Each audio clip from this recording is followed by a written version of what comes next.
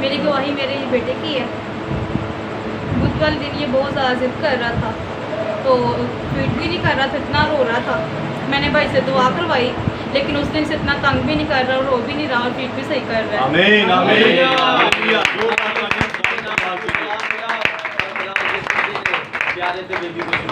आमीन आमीन आमीन hallelujah hallelujah praise the Lord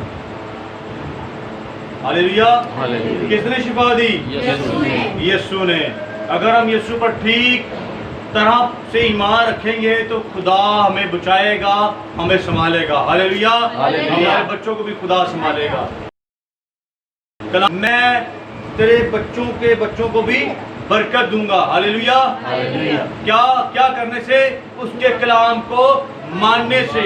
hallelujah. 28वां बाब जब आप पढ़ेंगे तो वहां पर लिखा है, अगर तू खुदावंद की ताबेदारी करेगा, फर्मा बरदारी करेगा तो खुदावंद तुझे बरकत देगा।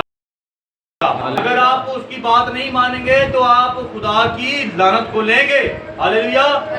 तो अगर आप चाहते हैं कि आप बरकतों को रिसीव करें तो खुदावन की तरफ आए। Hallelujah praise the Lord. जी कोई और भाई बहन आना चाहता तो वो आ सकता है।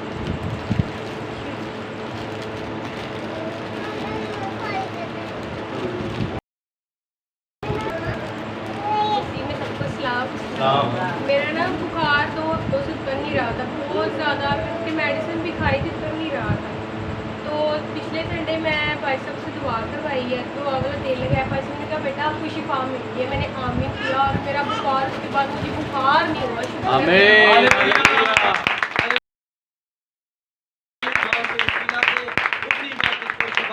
डॉक्टर ने मुझे बोला था कि आपको टाइफाइड की शिकायत हो जाएगी, तो मैंने इसलिए भाई साहब से दुआ करें। मैंने कहा खुदा मुझे ठीक करेगा। तो मैंने जब चेक करवाया उसके बाद तो डॉक्टर ने कहा आपका बिल्कुल बुखार आपको बिल्कुल ही नहीं है, आपका खत्म। आमीन।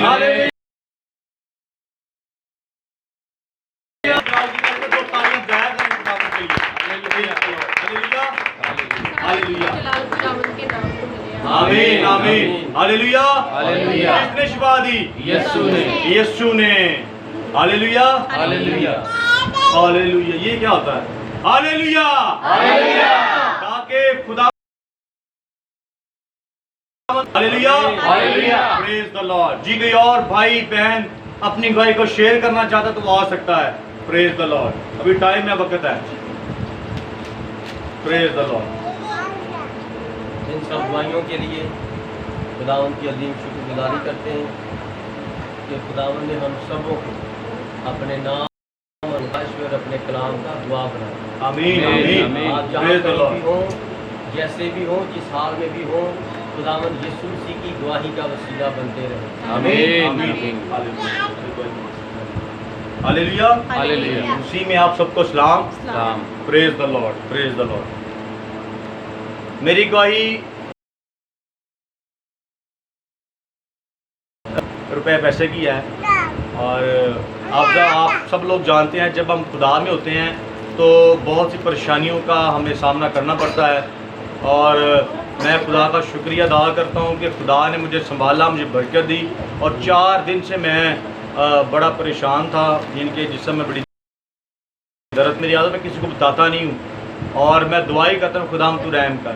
खुदा ने मुझ पर रहम किया। 4 दिन से तकरीबन अगर 4 दिन में अगर घंटे अगर 24 हैं, 24 हिसाब से लगा लें तो मैं कितनी देर सोया हूँगा? थोड़ी देर बस इन 4 दिनों में। तो खुदावन ने अपना रहम किया। आज सुबह जब मैं उठा तो मैं बड़ा परेशान था। तो जब मैं उठा हूँ तो खुदावन से खुदा की ताकत को मांगा, खुदा ने ताकत दी, खुदा ने बरकत दी, सब कुछ किया खुदावन के जलाल के लिए। और भाई भी आए थे, मेहमान भी आए थे, मैंने वो भी सारा उनको अपना की हैंडल किया। मैं खुदा की शुक्रगुजारी करता हूँ इस बात की, खुदा ने मुझ पर रहम किया। और दूसरी बात ये है कि मसला हो गया। उस भाई ने कहा कि आपका ना इनके पिस्टम का मसला हो गया है, तो ये होगा वो करीबन 5000 रुपये खर्चा है। तो मैंने कहा यार कुछ कम नहीं हो सकता? उसने कहा नहीं इतना ही होगा ये। मैं कहा चलो ठीक है।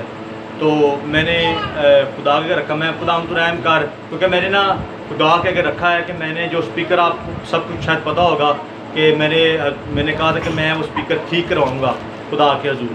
तो वो क्या हुआ, वो स्पीकर काफ़ी देर होगी पड़ा हुआ है, लेकिन वो ऐसा रुका हुआ है कि आपको मैं बता नहीं सकता, वो बहुत देर से रुका हुआ है। तो मैंने ऐसे कि मैं खुदा मुझ पर रहम कर, ये पता कि मैंने खुदा स्पीकर भी लेकर आना है, तो खुदा मुझ पर रहम कर। तो जब मैं ऑयल चेंज करें, मैंने जब ऑयल चेंज करवाया है और जब मैंने इसको थोड़ा सा चलाया है, तो आप बिलीव करें कि उसकी जो जितनी भी आवाज़ें थी, जितनी आवाज़ थी उसकी सारी आवाज़ें बंद हो गई और मेरी बाइक बिल्कुल ठीक हो गई। हालेलुया। और मैं खुदा की शुक्रगुजारी करता हूँ कि खुदावन ने ये फजल बख्शा, ये गवाही है खुदावन के हज़ूर। ये छोटी गवाही है या बड़ी गवाही है, मेरा खुदा जानता है कि मेरे लिए बड़ी है, क्योंकि खुदावन ये काम करता है और खुदावन की बरकत देता है। हालेलुया। और मैं आप सबसे कहना चाहता हूँ, अगर आप खुदावन के हुजूर की मन्नत मांगे तो उसे पूरा करने में देर ना करें, जल्दी से जल्दी अदा करें ताकि खुदावन का हाथ। Praise the Lord. आमीन। Praise the Lord. हालेलुया। बड़ी आजदी और इंकिसारी के साथ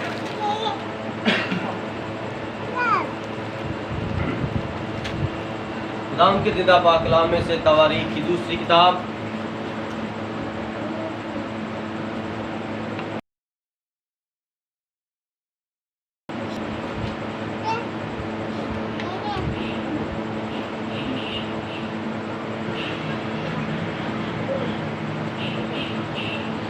और उसकी 5वीं आयत से लेकर 8वीं आयत तक।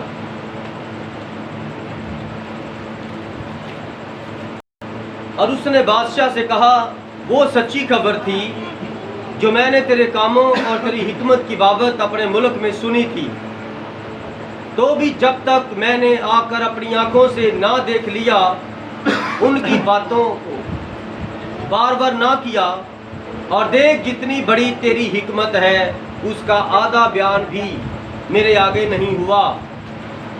तू उस शौहरत से बढ़कर है जो मैंने सुनी थी।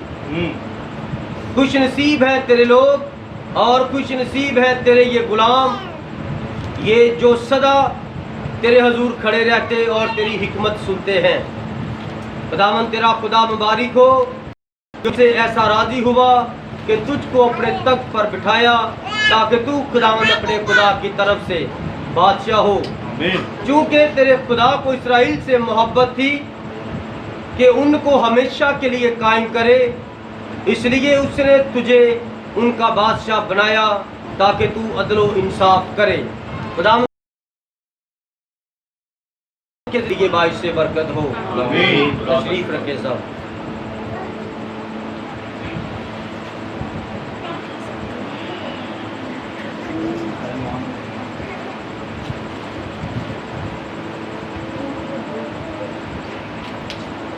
यहाँ वो है जो सुलेमान से भी बड़ा है, जो सुलेमान से भी बड़ा है। इस किताब मुकद्दस में से दूसरी तवारीख और 9वां बाब 5वीं से 8वीं आयत का जो मैंने इक़्तिबास आपके सामने पढ़ा है, उसको अनुमान देते हैं। यहाँ वो है जो सबसे बड़ा है। वो कौन है जो सबसे बड़ा है? कौन? आमीन। खुदावंद आपको बरकत दे।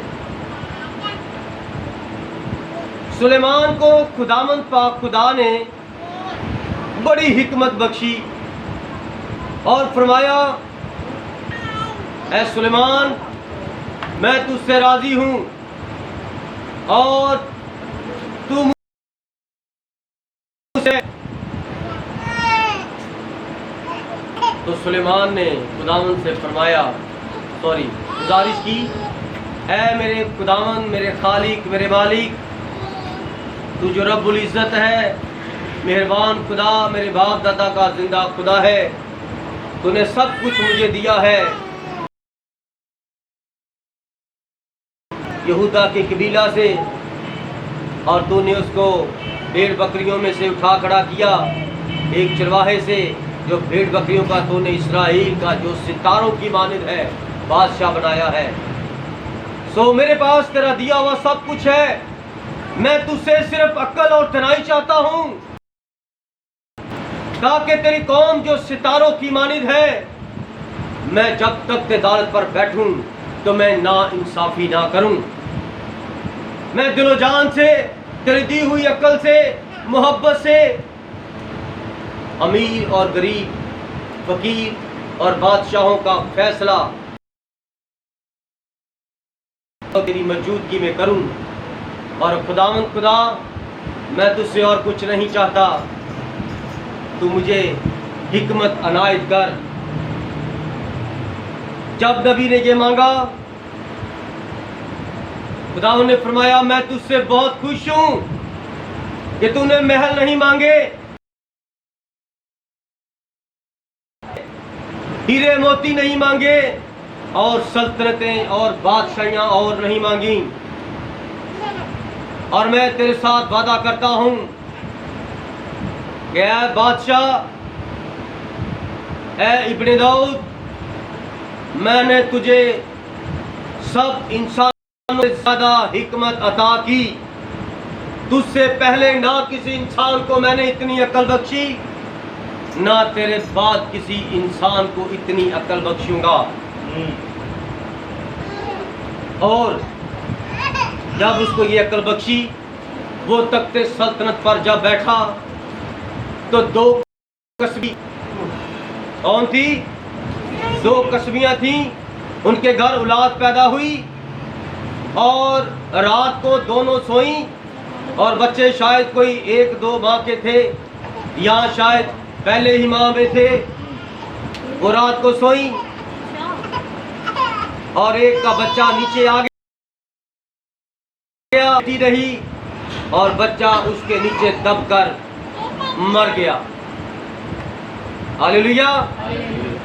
जब बच्चा नीचे दबकर मर गया तो वो मकार औरत, वो कस्बी औरत रात को उठी और उसने देखा कि दूसरी गहरी नींद सोई है, और उसने अपना मुर्दा बच्चा उसके साथ लुटा दिया और उसका जिंदा बच्चा अपने साथ लुटा कर सो गई।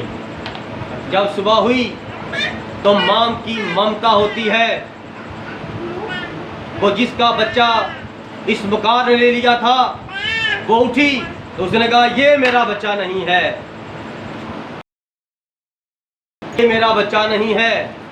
करते करते बादशाह के पास वो फैसला चला गया। बादशाह तख्त पर बैठा है, दोनों औरतें कटहरे में खड़ी हैं और जरा हो रही है, बोलती जा रही है, वो सुनता जा रहा है, बोलती जा रही है। इस्राइल का घराना वहां पर इकट्ठा है। बादशाह ने कहा,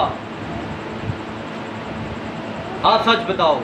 वो कहती, बादशाह ने कहा, अच्छा तलवार खींचो और बच्चे के 2 टुकड़े करके दोनों को बांट दो।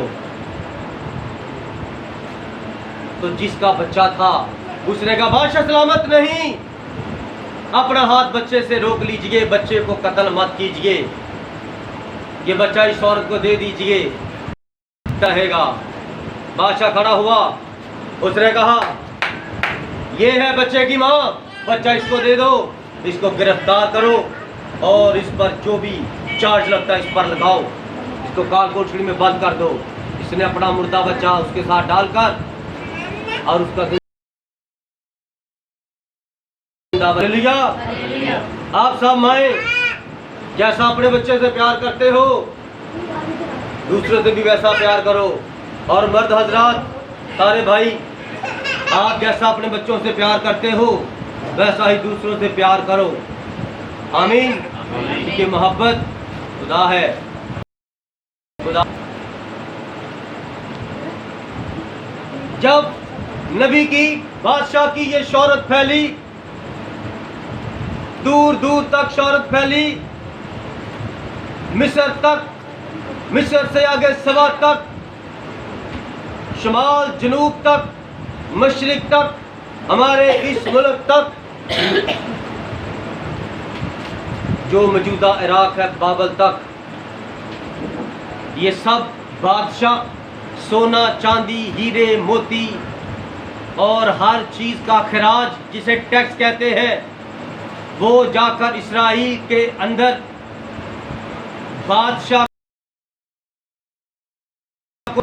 40 साल बादशाह ने, दाऊद के बेटे ने इस्राइल पर हुक्मरानी की, और इस्राइल के साथ साथ इतने बादशाहों के बारे में जो मैं आपको बता रहा हूं कि सब मिस्र के बादशाह और जनूब के बादशाह और जितने भी सूर और हमाद से लेकर गजा और अरब तक सब बादशाह इसराइल में खराज टैक्स अदा करते थे और इसराइल की ताबेदारी करते थे। और इसराइल का उस वक्त कौन बादशाह था? सुलेमान। हालेलुया। और जब उसकी शोहरत फैलती फैलती उसकी अक्ल और दनाई की बातें सबा तक, सबा एक मुल्क का नाम है जो हमारी आखिरी हद जनूब में वहां पर है, और वहां पर उस वक्त एक औरत हुक्मरान थी। वहां पर एक औरत हुक्मरान थी और वो जवान थी और बड़ी खूबसूरत थी और बड़ी अक्लमंद थी। खुदा ने उस औरत को वहां पर बादशाही मुकर्रर की थी। और जब इसराइल के बादशाह सुलेमान की अक्ल और दनाई की बातें अपनी मलका के सामने बयान की तो उसने कहा दुनिया में ऐसा इंसान भी हो सकता है जो हर फन मौला हो, हर सवाल को उसके पास जवाब हो। ये कैसे हो सकता है? इंसान की अक्ल इतनी नहीं है।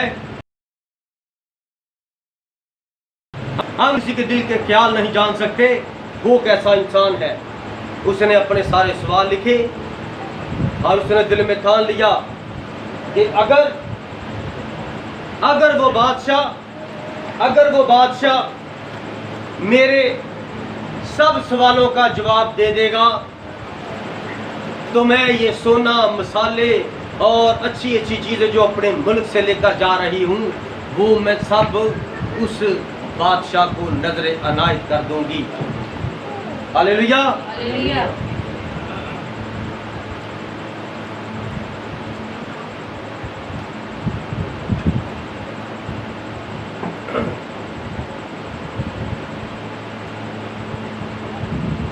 ज़माना बड़ा खतरनाक है। कदीम ज़माना में आपको पता है खंजर से, तलवार से, नेज़े के साथ रास्ते में इस्तें लूट ली जाती थी, औरतों की काफलों को लूट लिया जाता था। मियाँ बीवी है तो मर्द को कत्ल कर दिया जाता था और तौर पर हुर्रम बना लिया जाता था। इस तरह के बुरे काम शुरू से चलते आ रहे हैं। सोचो थोड़ी देर बैठकर इस कुंवारी औरत के बारे में।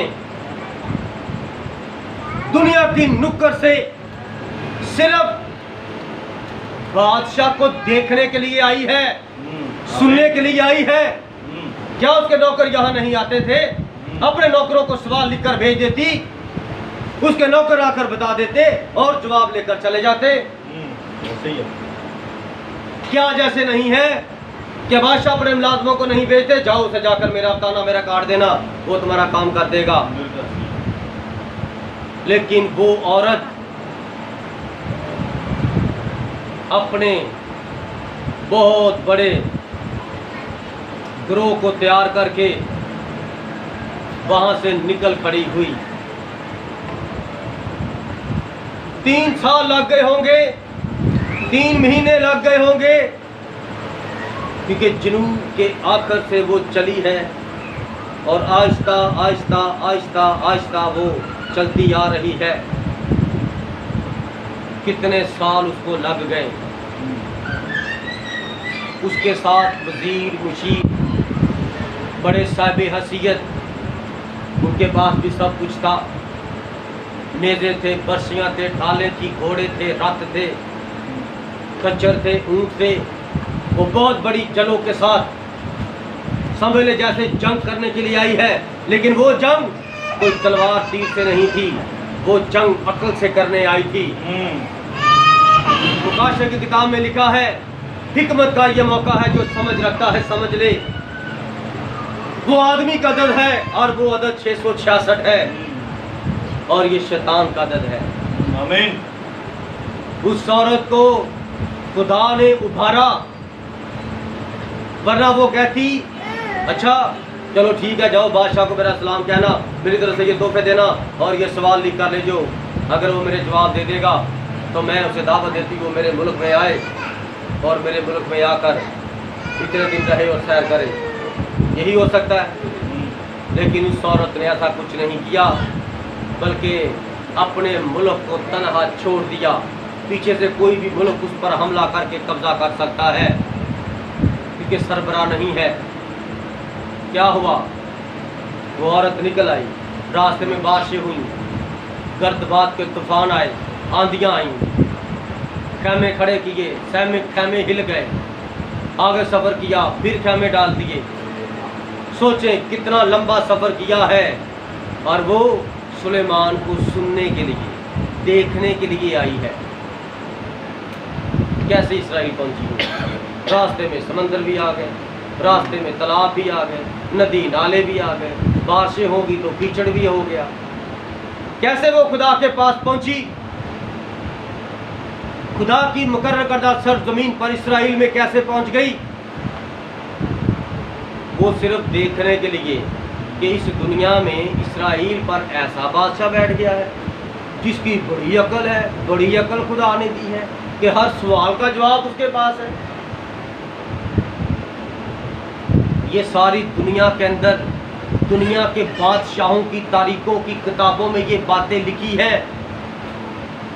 अब जो औरत यहाँ पर आई थी, उसके साथ उसके मूर्ख भी थे तारीख लिखने वाले। वो सवाल करते गए, वो लिखते गए, नबी जवाब दे रहा है, वो लिखते जा रहे हैं। और उन्होंने किताब तैयार की कि मलका का सफ़रनामा मैं ख्याल पेश कर रहा हूँ, सबा की मलका का सफ़रनामा इसराइल में। और जब वो उस मुल्क में आज भी कोई बैठता होगा, तो जब उस मुल्क की लाइब्रेरी में नए नए बादशाहों के बच्चे पढ़ते होंगे, तो जब वो उसको पढ़ते होंगे, तो अब तो जब वहाँ पर ये कलाम मुकद्दस भी पहुँच गया है, तो वहाँ पर कैसी बातें होंगी। क्या बात है इसराइल के खुदा की, जिसने सुलेमान बादशाह को सब जहानों से, उस वक्त के जहान से और सब इंसानों से ज़्यादा अक्ल बख्शी है। हालेलुया। कलाम मुकद्दस फरमाता है किसी को हिकमत की कमी हो तो वो खुदावंद से मांगे, जो बगैर नाप तोल के बड़ी फ्याजी के साथ अता करता है। ये शख्स 7 पढ़ा है। कितना पढ़ा है? 7 पढ़ा है। और जब इसके मैसेज को सुनने के लिए 16 पढ़े, LLB किए हुए, DDH की डिग्रियां किए हुए सामने इसके बैठते हैं, तो उसके बाद उठकर नबी के हाथों को चूमते हैं, नबी को गले मिलते हैं और उसको उस्ताद कहते हैं, और वो कहता नहीं, मैं तुम्हारा भाई हूँ। क्या बात। नबी जब इंडिया में आया, मैं कल ये पढ़ रहा था और मेरे आंसू नहीं रुक रहे थे। नबी इंडिया में आया, नबी ने चैलेंज किया यहाँ की कौमों के पेशवाओं को। अगर मुसलमान कहते हैं हमारा अल्लाह है खालिक और मालिक, तो मैं आज चैलेंज करता हूँ कि तुम्हारा पेशवा कोई स्टेज पर आए, इस अंधे शख्स की आंखें खोले, मैं मुसलमान हो जाऊंगा। अगर हिंदू कहते हैं कि अगर हमारा भगवान ही खालिक और मालिक है, तो आपका पेशवा पंडित आए ऊपर, इस अंधे की आंखें खोले, मैं आज हिंदू धर्म कबूल करूंगा। सिखों को चैलेंज किया, ब्राह्मणों को चैलेंज किया, शूद्रों को चैलेंज किया, बुद्ध मत को चैलेंज किया। जितनी भी कौमें थे वहां पर 50 लाख का मजमा था, सॉरी 5 लाख का। 5 लाख के मजमे में से एकदम सबके सांस रुक गए। ये कौन है? ये अमेरिका से कैसा खादम आ गया है, ये कैसा बंदा आ गया है जो हमारे घर में 1 सेकंड लगता है, वहाँ पर जितने भी सिक्योरिटी गार्ड थे, हिंदू थे, मुसलमान थे, सिख, शूट कर देते उसे उसी वक्त। कि ये हमारे देवताओं, हमारे खुदाओं के खिलाफ बातें कर रहा है, लेकिन किसी ने जुर्रत ना की। वजह क्या वजह है? नबी अपनी मर्जी से नहीं निकला। नबी को रोया मिली, हिंदुस्तान में जा और वहां पर जाकर इबादत कर और चैलेंज कर, मैं तेरे साथ खड़ा हूं। इसलिए ताही का गरजदा हाँ, आमीन आमीन, प्रेज द लॉर्ड। गर्जा सुनिया ने, गर्ज आवाज को कहते हैं। आमीन। मुकाशा 10वां बाब के अंदर जो 7 गर्जे हैं वो नबी ने बयान कर दिए 7 मोरों में, और वो सुन ली है हमने। आमीन। हम इसीलिए गरजते हैं। आमीन आमीन। God bless. मर तो जाना ही है, कुत्ते की मौत मरने से बेहतर है शहीदों की मौत मरे। हमारे मरने के बाद ये आने वाली नस्ल याद करे हमें अच्छे लफ्जों में, ये नहीं बड़ा खाऊ था ऐसा पादरी मैंने नहीं गंदा देखा। अभी थोड़े दिन पहले मेरे भाई से, मेरा जो भाई है सका खालिद भाई, से बातचीत हो रही थी। उसने कहा हाँ अरुणा के पास भी, मेरी बहन के पास भी पैसे होंगे, तेरे पास भी पैसे होंगे। जब ये घर बिकेगा और तू कहीं पर जगह लेगा तो तेरी मिनिस्ट्री तुझे पैसा देगी और तू वहाँ पर घर भी बना लेगा और तू वहाँ पर चर्च भी बना लेगा। मैं कहा भाई मेरे, पहले आप किसी के बारे में ठीक जानो ताकि आपका फक्र हो मुझ पर कि मेरा भाई कलाम के साथ खड़ा है। मैं कहा आपकी तरह के लिए अर्थ करता चलूं, जितनी भी बातें करवाई हैं यूहन्ना बाद में सबसे बड़ी, उससे पहले अपने घर में जो बेटी की शुक्रगुजारी, और उसके बाद नंद का तकिया, और उसके बाद यहाँ पर 3 बातें करवाई वो, और उसके बाद फिर करवाई, और जितनी भी मैंने इस किराए के चर्च में बातें करवाई हैं, एक पैसा भी मैंने भाई से नहीं लिया, बल्कि उनको शुक्रगुजारी का हदिया देकर भेजा। मैंने कहा आपको किसी ने गलत गाइड किया है। मैसी बिलीवर के खादमों के अंदर मैं कहा पास्टर तारिक का नाम तुम्हें मिलेगा कि वो लेता नहीं है, वो सिर्फ लेता है तो सिर्फ दुआ लेता है कि मेरे लिए दुआ करना। आमीन। God bless you. मैंने कहा भाई मैं आपको इसलिए बता रहा हूँ कि आपके इल्म में हो कि मेरे भाई को खुदा ने चुना है या वैसे ही ज़बरदस्ती पादरी बन गया है। मैं बना नहीं हूँ, उसने बनाया है, और ये भी बना नहीं है, ये बैप्टिस्ट कलीसिया का खादम था। बाप बेटे के नाम से आमीन, बस पानी में बपतिस्मा दिया और बस बल्ले बल्ले। लेकिन जब खुदा इस पर जाहिर हुआ, ये 7 पड़ा है तो 7वीं पड़ा शख्स आसमान के भेद नहीं खोल सकता, जानवरों के भेद नहीं खोल सकता, समंदर की मखलूकात के भेद नहीं खोल सकता, जंगल की फितरत के बारे में भेद नहीं खोल सकता, जब तक खुदा का रूह उसके सर पर इस तरह मंडलाता नहीं कि मैं तेरे साथ हूँ, ताज़ा मन उसके अंदर और उसके मुंह से बाहर। ये खुदा का तरीकाकार है। और जब नबी ने इस तरह दावा किया तो कोई भी आगे इस तरह कोई भी आगे नहीं उठा। तो नबी ने क्या कहा, अगर मैं खुदावंद यीशु मसीह का खादम आपके सामने खुदावंद यीशु के नाम से इस संदेह की आंखें खोल दूं, तो क्या आप सब खुदावंद यीशु मसीह को अपना निजात दहिंदा कबूल करोगे? सब चुप। हमारी ये खिदमत गुजारी ये कोई खुसरों वाला टोला नहीं है, ये कोई हिजड़ों वाले काम नहीं है, ये मर्दानगी या दावे करने होते हैं खड़े होकर। चैलेंज है सारे इलाके के पादरियों को, अभी तक कोई नहीं आया।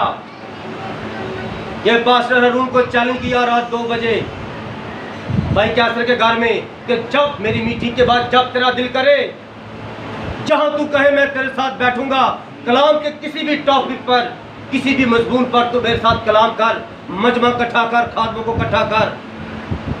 उसने मुझे अकल दी है और मुझ में सुलेमान की अकल से ज्यादा अकल है, मुझे कलाम फरमाता है। आमीन आमीन। खुदावंद की अकल को किसने जाना है? मुझ में मसीह की अकल है। आमीन। सुलेमान के अंदर आदमियों से ज्यादा अकल थी, लेकिन दुल्हन के अंदर आमीन आमीन। यस आमीन। जब नबी ब्रदर बाना ने उससे कहा खुदावंद यीशु के नाम से तेरी आंखें खुल जाएं, और उसकी आंखें वापस आ गईं। जो बल देवता सूरज देवता को सिजदा करता था आंखें खोल के, और शैतान ने आंखें अंधी कर दी और यीशु ने फिर आंखें खोल दी। आमीन आमीन। आज भी शैतान ने आपकी आंखें बंद कर रखी है कि आपको ठीक प्रस्तिश ठीक जगह नजर ना आए और ठीक खादम नजर ना आए, और जब कभी नजर ना आए तो आपकी आंखें नहीं खुली तो आपको नजर कैसे आएगा? कलाम फरमाता तुम सुनते हुए बहरे हो, देखते हुए अंधे हो। क्या खूब कहा है यशायाह ने तुम्हारे हक में बकौल खुदावंद मसीह यीशु। और जब नबी ने इस तरह दावा किया, अंधे की आंखें खुल गईं, तो 5 लाख का मजमा था। 30,000 कितने? 30,000। 30,000। तो नबी ने छोटी सी दुआ की, खुदावंद यीशु मसीह के नाम से इस मजमे में जितने भी लंगड़े हैं चलना शुरू कर दे, जितने भी अंधे हैं देखना शुरू कर दे, जितने भी गूंगे हैं बोलना शुरू कर दे, और हर एक बीमारी खुदावंद यीशु के नाम से जाती रहे। तो बैसाखियां लोगों ने फेंक दी, स्टेजों से उठ खड़े हुए और खड़े होकर तालियां तालियां तालियां हालेलुया हालेलुया के नारे गूंजते थे। आमीन आमीन। और नबी ने कहा तुम में कौन खुदावंद को कबूल करता है? तो 30,000 हाथ खड़े हो गए। Praise the Lord, praise the Lord. मैं को बड़ी बरकत पा रहा था, मेरे बड़े आंसू आए। और जो नबी के साथ 2 चश्मदीद गवाह थे, एक भाग कर ऊपर गया, एक भाई बिगेस्टर था और शायद एक भाई लीवेल थे। वो भाग के ऊपर गए और उसने कहा भाई ब्राह्मण, ये खुदावंद की तरफ से आपकी ताजपोशी है, जो खुदावंद ने आपको ताज दिया है, ये उसमें लगे हुए सारे हीरे जवाहर हैं कि हम सोच भी नहीं सकते तो खुदा आपको किस जलाल के साथ इस्तेमाल करता है। आपने छोटी सी दुआ की और हिंदुस्तान बदल गया।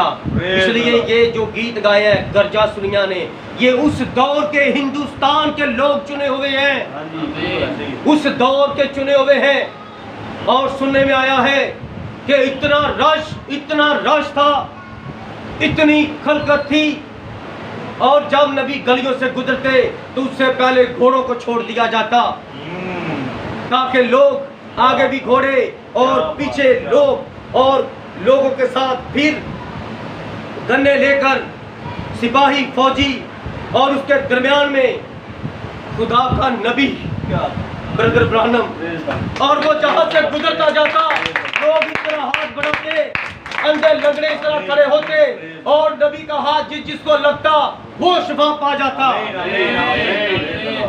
आज हिंदुस्तान के तामिली, मराठी और ब्राह्मण जितने भी जाते हैं, उन सब ने नबी को कबूल किया है कि ये खुदा का भेजा हमारे लिए नबी है। आमीन आमीन आमीन। और जब मैंने पहली इबादत करवाई तो योहानाबाद में वो स्टेज 15 फुट चौड़ा और 18 फुट लंबा था, और मैंने उतना ही बड़ा बैनर तैयार करवाया जो यहाँ पर लगाया था। और मैंने बाद में सोचा यार ये कहीं मैं तो नहीं पागल हुआ कि नबी की ये वाली ये तस्वीरें इतनी बड़ी करा के तो मैं ऐसे लगा रहा हूँ, कोई और भी लगा रहा कि नहीं, क्योंकि मेरे पास पहले दूसरा मोबाइल नहीं था, मैं नेट से वाकिफ नहीं था, मेरे पास छोटा मोबाइल था। तो जब मैंने नेट पे एक बार देखा तो मैंने लिखा एंटर मैसिव बिलीवर हिंदुस्तान, तो इस तरह की लिस्ट जितने भी चर्च हिंदुस्तान में थे, दिल्ली में थे और आगरा में थे और लुधियाना में थे, जहाँ जहाँ भी चर्च, वो सारे चर्च खुल गए और उन सब ने यही तस्वीरें लगाई, इसी तरह लगाई। अब मुझे बताएं मैंने तुमसे कोई राब्ता भी नहीं किया था। ये एलिया का मसा था, आमीन, ये उकाब का मसा था, आमीन, जो उनके बाद मुझे भी थोड़ा मिल गया था। आमीन। हालेलुया। इसलिए ये तस्वीरें जहाँ पर जिस बंदे के साथ ये तस्वीरें देखें वो आपका भाई है सारी दुनिया में। हम इस बंदे की तस्वीर नहीं लगाते, हम तो इसके साथ जो खुदा ने अपनी तस्वीर बनाई है उसकी वजह से ये तस्वीर लगाते हैं। अब यहाँ पर तो खुदावंद यीशु अकेले ही है। ये आप नेट पे सर्च कर सकते हैं। और ये जगह कौन सी है? नासा। ये नासा का ग्रेड स्टेशन है। नासा जो दुनिया में अमेरिका का सबसे बड़ा खलाई स्टेशन है, ये वहां पर खुदावंद ने अपने आप को जाहिर किया है। ढूंढो, और आज तक कोई भी साइंस नहीं बता सकी कि ये यहाँ पर जो बादल बना था ये बन ही नहीं सकता। ये धमाका किसने किया? साइंस ने बड़ी तरक्की की है, लेकिन इसके बारे में नहीं बता सकी, क्योंकि ये माफूक फितरत आपका मेरा खुदावंद यीशु है। आमीन, आमीन। मेरे पास वो यीशु नहीं है वो संजय दत्त इतने इतने लंबे बाल रख के आ जाए तो वो खलनायक फिल्म में वो पूछती है, वो कहता है जब वो चर्च के अंदर जाती ढूंढती है अपने बेटे को, तो वहाँ पर यीशु जी का बुत लटका होता है और वहाँ पर जो काहिन होता है वो कहता है बहन किसको ढूंढ रही हो? वो कहती मेरा बेटा गुम हो गया है, मैं देखने को यहीं तो नहीं आया। तो वो कहता है तेरा बेटा कैसा है? तो वो यीशु जी के मुजस्समे को कहती ऐसा है। संजय दत्त दुनिया का गंदा बंदा, वो कहती ऐसा है। हमारे पास कोई एक्टर नहीं है कि वो औरतों की जप्पों और जप्पियाँ डालते रहें, पपियाँ करते रहें और बाद में लंबे लंबे बाहर रख के यीशु बन जाएं। हमारे पास वो वाला यीशु नहीं है, हमारे पास ये यीशु है। आमीन, और ये आमीन। यीशु किसी के पास ही होता है। आमीन। ये आप नेट पे चेक कर सकते हैं, आमीन। ये भी चेक कर सकते हैं। ये भी जॉर्ज जे लैसी उस शख्स का नाम था, वो क्राइम ब्रांच में थे। उन्होंने इन सब को समझ ले रेस्ट कर लिया, अपने उस सेंटर में बुला लिया। वहाँ पर बड़ी पुलिस खड़ी है और इनका पूरा ग्रुप वहाँ पर गया हुआ है और वो अंदर जांच पड़ताल करते रहे नए से नए तरीके साइंस के। इसका नेगेटिव, ये वाली तस्वीर का नेगेटिव उल्टा सीधा 12 पर प्रिंट करते रहे। तो क्या हुआ, बाद में वही बंदा आया और वो बाहर आकर क्या कहता है, वो बंदा बाहर आकर क्या कहता है, जो मैं गवाही दे रहा हूँ वो गवाही मेरे अजीजों सफा नंबर 89 मैंने ये बोल, वो गवाही जहाँ पर लगी है आप बाद में इसको पढ़ लीजिए। ये है वो जगह, जॉर्ज जे लैसी तफ्तीशी दस्तावेज को जांचने वाला, शेल बिल्डिंग, हॉस्टन टेक्सास, 29 जनवरी 1950। रिपोर्ट और राय, उन्होंने रिपोर्ट और राय तैयार की और यहाँ पर लिखा। और फिर सभा नंबर 2 यहाँ पर उन्होंने ये अपने साइन भी कर दिए। मौत बना पेश गुजार GJL 2, ये उन लोगों ने ये सब कुछ किया है, लिखा है। बल्कि मैं इसके मतलब बिल्कुल ही यकीन राय रखता हूँ कि सीधी लकीर में सर के ऊपर दिखाई देने वाली रोशनी एक हाले की सूरत में है। इसकी वजह रोशनी का नेगेटिव से टकराना था कि ये रोशनी जब ये जलाल खुदावंद का जाहिर था तो जब उसने तस्वीर खींची तो वो रोशनी नेगेटिव के साथ टकराई कि मेरी तस्वीर कैमरे बना, मैं खुदावंद खुदा हूँ। और जब ये इस तरह तस्वीर बनी तो उन्होंने तफ्तीश की और वो बंदा जब आया तो एकदम से आकर खड़ा हो गया। तो नीचे ही ब्रदर जी बैठे थे, तो उसने कहा ब्रदर ब्रानम कौन है? तो उसने कहा मैं हूँ। लाखों के मजमे में जो उस वक्त उसको बदनाम करने के लिए था, उसने कहा कॉन्ग्रेचुलेशन ब्रदर ब्रानम, आप खुदावंद के शहीदों में हैं। ये आग का स्तून ये हाथ से नहीं बनाया, ये कैमरे के अंदर खुद ही रिकॉर्ड हुआ है। आमीन, आमीन, आमीन। Hallelujah, hallelujah. और याद रखिएगा हम आखिरी वक्त के लोग उठाए जाने से पेशतर अब सारी दुनिया में जगह जगह पर खुदावंद की हजूरी ममूरी, क्योंकि वो आग है इसी तरह जाहिर होता है, वो आज भी जाहिर हो रहा है। आमीन। और जो आग से जवाब देता है वो एलिया का खुदा है, और ये हमारा चौथा एलिया है गैर कौमों का, आमीन। और एलिया का खुदा आग से जवाब देता है। आमीन। वो आग इसने भी देखी, आमीन। वो आग पिछले हफ्ते ये पीर मंगल वाले दिन, इसी हफ्ते पीर जो इधर बेटी आई थी, बेटी सहर, वो फिर मसला हुआ, बदरू ने उसे तंग किया, वो मेरे पास आया और मैं इस तरह हाथ खड़े करके दुआ कर रहा था, तो उस तरह खुली आंखों में उस बेटी ने देखा, कहती जब भाई आपने दुआ शुरू की थी बदरू है उसी वक्त निकल गई थी। और मैं क्या देख रही हूँ कि आप जब इस तरह हाथ खड़े करके दुआ कर रहे हैं और इस तरह आपके बैक पे चौगिर्द नूर ही नूर नजर आ रहा है, और मैं सिर्फ नूर के अंदर उसको नजर आ रहा हूँ। और वो कहती कि बहुत ज्यादा फरिश्ते मुझे नजर आ रहे हैं जो इस तरह नूर है और नूर के साथ साथ बड़े फरिश्ते खड़े हैं। आमीन आमीन। ये मेरी आंखों ने नहीं देखा, मेरी आंखें बंद थी इस तरह, और जो बदरू केस में कर रहा था उसकी आंखें खुली थी। उस लड़की को खुदावन ने अपना जलाल दिखाया कि मैं इसके साथ हूँ। इसलिए हमारी कोई बात अपनी नहीं है, खुदा की है। अगर उसने चुना है तो हमारे साथ है, उसका वादा है मैं दुनिया क्या करता तेरे साथ रहूंगा। तो मेरे साथ होगा तो तस्वीर बनेगी ना। जब वो खुदा नूर है तो नूर मेरे साथ होगा, नूर खुदावन का नूर अपने बंदा के साथ, उसकी तस्वीर बनी। और ये बात लूका की इंजील में लिखी है कि आखिर दौर में मैं बादल के अंदर होकर बादल में अपने आप को जाहिर करूंगा। हालेलुया। कलाम पूरा हो रहा है, लिखा है आसमान पर निशान जाहिर होंगे, जमीन पर निशान जाहिर होंगे, और वो खुदा ही अपने जलाल को जाहिर करेगा। आमीन। क्या आप इन बातों का यकीन करते हैं? तो आप मुबारक हैं। अगर शक करेंगे तो मुजरिम ठहराए जाएंगे, और मुजरिम के लिए खुदा ने सजा मुकर्रर की है। हालेलुया। मैं खुदा का छोटा सा खादम होने के नाते आपसे फिर गुजारिश करता हूँ, आपको कोई भी खादम कोई भी बात कहता है, आप उसे कहें आए बैठें। अगर वो खादम बुरा होगा, अगर कलाम के साथ वो नहीं ठीक जुड़ा होगा, तो मैं उसी वक्त उसके मुंह पर कहकर उसे छोड़ दूंगा। आप सबको चाहते था अगर मैं कलाम के साथ नहीं जुड़ा आप मुझे छोड़ सकते हैं, क्योंकि मैंने आपको खरीदा नहीं है, आपको खुदावन ने अपनी नहू से खरीदा है। मैं उसकी खिदमत कर रहा हूं, उसी ने मुझे मुकर्रर किया है। और अगर आपको मुझसे अच्छा कोई खादम मिलता है आप जा सकते हैं, खुदावंद आपके साथ हो। हालेलुया। उस औरत ने रात को दिन को सफर में एक मकसद रखा, और ये औरत गैर कौमों में से है, और ये औरत खुदावंद की दुल्हन को पेश कर रही है। जिस तरह ये औरत बगैर किसी डर खौफ के, बगैर किसी खतरे के जवान है, अपनी इज्जत आबरू की भी परवाह नहीं कर रही, और चल पड़ी है इस्राएल के बादशाह को देखने और सुनने। और जब वो आई तो क्या कहती है, सुलेमान के दफ्तर में महल में जब गई, नौवां बाप, और उसकी दूसरी आई, सुलेमान ने उसके सब सवालों का जवाब उसे दिया, एक सवाल भी सुलेमान ने नहीं छोड़ा।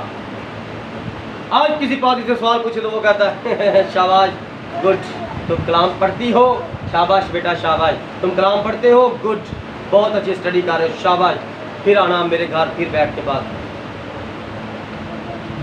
जहाँ पर कोई सवाल पूछेगा वहीं पर आपको जवाब देना पड़ेगा, ये खिदमत है। हम जब विजिट पे निकलते हैं सारे जानते हैं, एक घर में जाते हैं वहीं 2 घंटे लग जाए, अगले घर नहीं जाना। जब यहीं पर सवाल जब शुरू हो गए हैं तो यही तो खिदमत करने आए हैं, इनको छोड़ के आगे चले जाएं तो आगे चाय पानी पी के आ जाएं, आगे कोई बात ही ना करें। तो जहाँ पर कोई पूछता है वहीं से हमें बताने की ज़रूरत है। हालेलुया। और उसके सब सवालों का जवाब दिया। जब सवा की मलका ने सुलेमान की दानिशमंदी को और उसके घर को जो उसने बनाया था, और उसके दस्तरखान की नेमत, और उसके खादमों की नशिस्त, और उसके मुलाजमों की हाजिरबाशी, और उनकी पोशाक, और उसके साथियों, और उसके लिबास को, और उस जीना को, जीना सीढ़ियाँ जिससे वो खुदावंद के मस्कन को जाता था, देखा तो उसके होश उड़ गए। क्या बात। कहती बादशाह सलामत, जितना मैंने सुना था वो तो आधा भी तेरी हिकमत के बारे में नहीं मुझे मिला। आज भी खुदावंद के मसीह के बारे में जितना दुनिया ने सुना है, दुनिया ने कलीसियाओं ने सुना है, कलीसिया के अंदर आधा भी नहीं बताया जा रहा, आधा भी नहीं यीशु मसीह के बारे में बताया जा रहा। बिल्कुल। बल्कि उल्टा बताया जा रहा है। खुदा बाप, खुदा बेटे, खुदा पाक रूह, तसलीस पाक, ये कोई तलीम कलाम की तलीम नहीं है। आमीन। कलाम की एक ही तलीम है। पुराने आदनामे में खुदा पाक रूह, यहोवा वो पाक रूह है। Yes. नए आदनामे में वो मसीह के अंदर खुदा इंसान बन गया, कलाम मुजस्सम हुआ। आमीन। आमीन। कोई खुदा बाप, खुदा बेटे, खुदा पाक रूह नहीं। आमीन। आमीन। जो भी खादम आपके सामने ऐसे दुआ करता है, हाथ पकड़ कर साइड पे कर ले। कहे खादम जी, किसी खादम ने, किसी नबी ने, रसूल ने पुराने आदनामे में, नए आदनामे में ऐसे दुआ की है, ऐसे दुआ शुरू की है, मुझे हवाला दिखा दें। नहीं तो आज आप माफ़ी मांग लें कि आपको पता नहीं है, खुदावन ने आपको अकल नहीं बख्शी, आपका ज़हन नहीं खोला, और जाएं मुनादी मनुदी छोड़ें और अपने आप को कमरे में बंद करें और सारी बाइबल पढ़ें और रोज़े रखें, माफ़ी मांगें कि कहाँ कहाँ पर आप इस तरह झूठ बोल कर दुआ की। तो फिर उसके बाद देखना कि खुदावंद आपको खड़ा करता तो हो जाए। हालेलुया। हालेलुया। इसलिए ये औरत कहती, मुझे तो आधा भी नहीं बताया गया था तेरे बारे में, जो मेरे नौकरों ने मुझे बताया था। मैंने आकर देखा इस्राएल का खुदा कैसा मेहरबान खुदा है। आमीन। 8वीं आयत में क्या कहती है? खुदावन तेरा खुदा मुबारक हो, जो तुझसे ऐसा राजी हुआ कि तुझे अपने तख्त पर, गौर करिएगा, खुदा तुझसे ऐसा राजी हुआ कि तुझको अपने तख्त पर बिठाया। इस्राएल का जो तख्त है, जहाँ पर बादशाह बैठे हैं, वो अब तक खुदा ने जगह सेलेक्ट किया अपने रहने के लिए, और वो खुदा का तख्त है। और ये औरत को खुदा रोया में सब कुछ बयान करवा रहा है। बोल दे ये बातें खुदा ने उसके दिल में डाली है कि ये मेरी गवाही दे। ऐसा राजी हुआ कि तुझको अपने तख्त पर बिठाया, ताकि तू खुदावंद अपने खुदा की तरफ से बादशाह हो। अब उसके लिए लक़ब इस्तेमाल होता है इब्ने खुदा। बादशाहों को इब्ने खुदा कहते हैं कि ये खुदा का बेटा है, खुदा ही सही फैसले करता है, तो ये भी ठीक फैसले करता है। आमीन। तू खुदावंद अपने खुदा की तरफ से बादशाह हो, क्योंकि तेरे खुदा को इस्राएल से मोहब्बत थी। इस्राएल से खुदा बड़ी मोहब्बत करता है। और आप गैर कौमों में से जो इस्राएली हैं, वो कौन है? रूहानी इस्राएली, आमीन। जिनके बदन पर यीशु मसीह के बपतिस्मे का निशान है और इस्राएलियों के जिस्म पर खतने का निशान है। हालेलुया। हालेलुया। देखो, खतने के अंदर सिर्फ मर्द शामिल होता था, और औरत चूंकि मर्द की पसली से निकली है, उसका बदन है, इस सबब से वो खतने में शामिल है। तो देखें, उस दौर के अंदर चलते हैं, और इस बंदे ने खतना करवाया और उसकी शादी नहीं हुई जहाँ पर उसकी बीवी होगी, और अगर वो उसकी बीवी अभी बनी भी नहीं तो उसने ज़नाकारी कर ली है, तो बाद में इसकी बीवी बनती है, तो वो कितनियों की पसली बनेगी। इसलिए उस तख्त पर खुदा का रूह रहता था नबी के साथ। वो अक्ल और दनाई से भरा हुआ था, क्योंकि उस नबी का क्या हुआ था? खतना हुआ था। और जिसका खतना होगा, खुदावन ने वादा किया अब्राहम के साथ, मैं उसके मरने तक मैं उसके साथ हूँ। और जितने यीशु मसीह के नाम से बपतिस्मा लिया है, उसकी बाबत कलाम फरमाता, मैं दुनिया के आखिर तक तेरे साथ रहूंगा, तुझसे कभी भी दस्तबरदार ना होऊंगा, तुझे नहीं छोड़ूंगा। हालेलुया। और आज मसीह यीशु ने जब इस्राएल में आए तो फरमाया, क़यामत के दिन सबा की मलका तुम्हारा गिरेबान पकड़ेगी। ये बात होनी है। क़यामत वाले दिन तख्त लगा होगा और सबा की मलका गिरेबान किनका पकड़ेगी?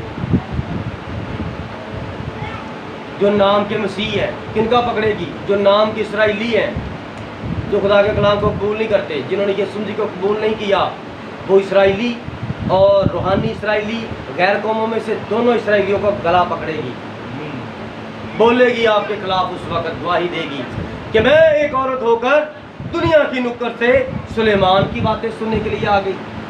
और खुदा यसू मसीह फरमाते हैं यहाँ वो है जो सुलेमान से भी बड़ा है। मैं खुद तुम्हारे पास आया हूँ और तुम मेरी बातों को कबूल नहीं करते। इसीलिए कलाम में लिखा है, और खुदा ने दुनिया से ऐसी मोहब्बत रखी कि उसने अपना इकलौता बेटा बख्श दिया ताकि जो कोई उस पर ईमान लाए हलाक न बल्कि हमेशा की जिंदगी पाए। और उसे फरमाया कि मैं आपसे कुछ नहीं करता, जो बाप को करते देखता हूँ वही करता हूँ। हालेलुया। आज आपको सच पाने की ज़रूरत है। जब आप सच पालेंगे तो आप सच दूसरों को बताएंगे। देखें, इस सभा की मलका के नौकरों ने जाकर इसराइल के बादशाह की बातें बताई उनको, तो यहाँ तो बादशाहों के बादशाह की बातें आपको बताते हैं, तो ये आप क्यों नहीं दूसरों को बताते? ये आप छुपा कर ना रखें, पूरा हफ्ता इस पर काम किया करें। जो भी मिलता है आप गवाही दें। कल ही एक गैर मसीही मुझे मिला और मैंने इसराइल के खुदा का मुकाश उसके सामने खोल दिया। उसने मुझे कहा मेरे लिए दुआ करें, लॉकडाउन की वजह से बड़ी परेशानी है। मैं कहा आमीन, आपने ईमान रखा है। और ईमान की गवाही दी। 12 साल की जो बीमार औरत थी वहाँ से गवाही दे दी उसको। देखता रहा। हमने मौका ढूंढना है, बगैर मौका बात नहीं करनी और बेमैनी बात नहीं करनी। सोचें, खुदा से हिकमत और दनाई मांगें ताकि सभा की मलका के नौकरों की तरह जब आप किसी के सामने खुदा का कलाम बयान करें तो वो आपका मुंह देखता रहे और बाद में कहे खुदावंद आपको और बरकत दे। जो आपने ये बातें सीखी है, कहाँ से सीखी हैं? अब हमारे पास उड़ने वाला मसा है। कौन सा मसा है हमारे पास? उड़ने वाला। अब देखो सारी दुनिया, अब मैं ये बात करूंगा तो कुछ लोग मुझे बुरा कहेंगे। अब सारी दुनिया कबूतर बनाती है ना, इतने इतने बड़े बनाती ना कबूतर, और गीतों में भी कबूतर दिखाती है, तो उनको लोग पसंद करते हैं। तो मैं कहता हूँ कि खुदा उकाब है, खुदा उकाब है। कबूतर में वो थोड़ी देर के लिए ढला, वो भी एक शख्स के लिए। मसीहों का निशान कबूतर नहीं है, रूल कुद्दस है। और रूल कुद्दस ये है नूर। और नूर ने अपने आप को उकाब कहा है। अब उकाबी मसा है। खुदावंद के तख्त के 4 महाफिज है मेरे अजीजों। और दरमियान में अमाल की किताब है, और अमाल की किताब जो है वो पाक रूह को जाहिर करती है। और पाक रूह खुद अपनी मर्जी से रसूलों को पकड़ पकड़ के उठाता है और हवा में घुमाता है। और जिस जगह शिगिर्द काम नहीं करना चाहते वो उनसे खुद करवा रहा है। ये रूह कुद्दस की किताब है, अमाल की किताब। और जो 4 अनाजील हैं, 4 अंजीलें हैं, वो 4 महाफिज हैं तख्त के। आसमान पर खुदा के तख्त पर 4 महाफिज हैं। और उसकी असल, उसकी हकीकत ज़मीन पर नया ड्रामा है। ये 4 जानदार हैं और ये 4 अंजीलें हैं। एक बछड़े की सूरत, एक आदमी की सूरत, और एक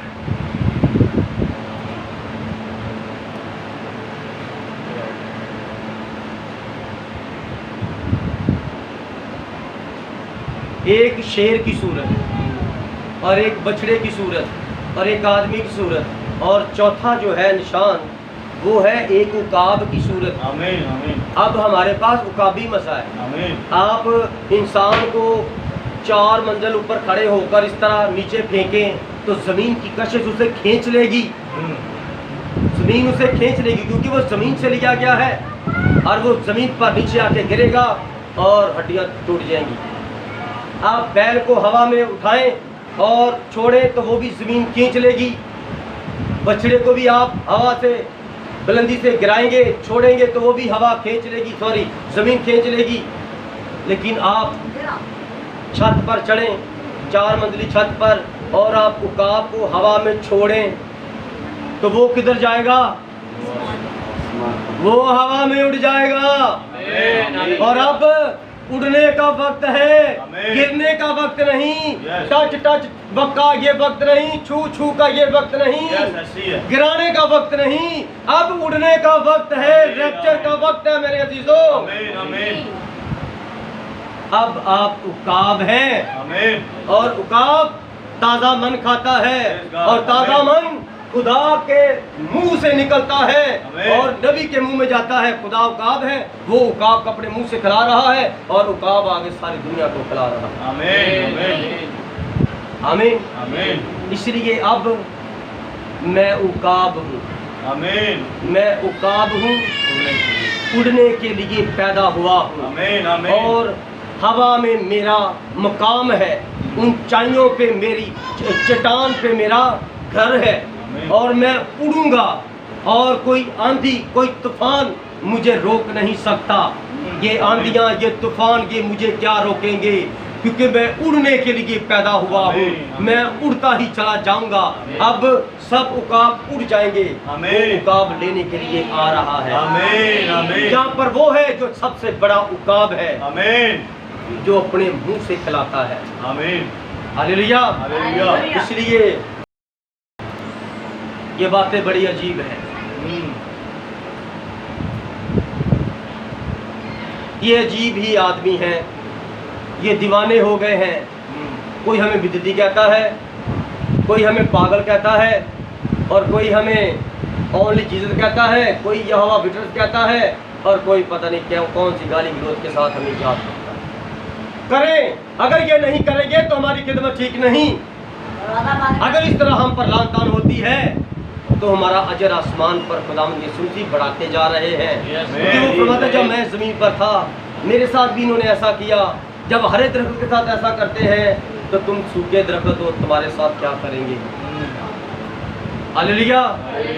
इसलिए अगर आप सभा की मलका से क़यामत के दिन बेइज्जती नहीं करवाना चाहते तो आपको चाहिए कि आप खुदावंद के कलाम को कबूल कर लें जो नबी के वसीला से मिला है, क्योंकि खुदा ने हर दौर में एक नबी भेजा है। आमीन। तो हमारे लिए भी तो नबी होना चाहिए। ये पॉप, ये बिशप, ये मिनिस्ट्रियाँ, ये सैलरियाँ, ये जो चोले पहन पहन के आते हैं सैलरियाँ कर कर के, ये नहीं आपको ये नहीं बचा सकते। आजमा कर देख ले, आजमा कर देखें। कलाम फरमाता आजमा कर देख खुदावंद कैसा मेरे